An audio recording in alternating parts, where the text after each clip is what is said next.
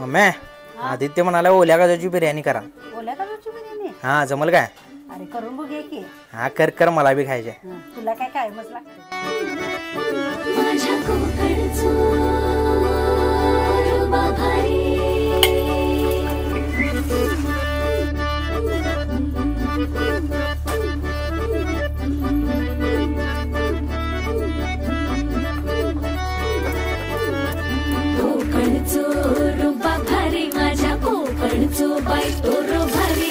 दिसते भारी गणपतीची स्वारी अन आला धादिस मामाच्या घरी. मालवण चिपळूण सावंतवाडी माझ्या कोकण गावांचो दिमाग भारी.